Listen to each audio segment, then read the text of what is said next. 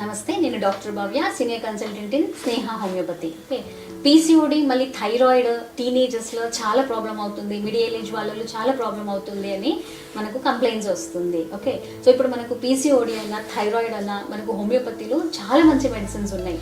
మెడిసిన్స్తో పాటు మీరు కొన్ని జాగ్రత్తలని తీసుకుంటే చాలా బాగుంటుంది.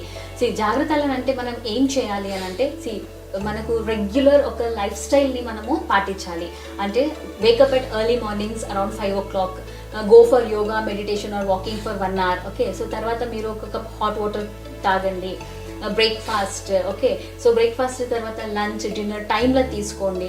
లేట్ నైట్ స్క్రీనింగ్స్ ఏమైనా ఉన్నదంటే కనుక నైట్ 12-2 వరకు ఉన్నదంటే అంత వద్దు. Okay, so sleep by 10 o'clock. Okay, దాంతోపాటు మనకు రెగ్యులర్గా మనకు ఒక డ్రై ఫ్రూట్స్ ఏదైనా ఉన్నదంటే, అంటే ఇప్పుడు మనకు థైరాయిడ్ ఉంది అంటే you have to avoid cabbage, cauliflower compulsory. Okay, so దాంతోపాటు మనకు జింక్ ఎక్కువ ఉన్నది అంటే pumpkin seeds. Okay, so next omega-3 fatty acids ఎక్కువ ఉన్నది మనకు వాల్నట్స్.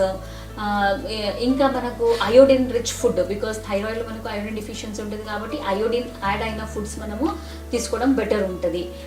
దీంతోపాటు మనకు జింక్ ఉన్నది కొంచెం, అంటే ఇప్పుడు మనకు బెర్రీస్లా, బ్రెజిల్ నట్స్లా వీటిలో మనకు జింక్ అనేది ఎక్కువ ఉంటుంది.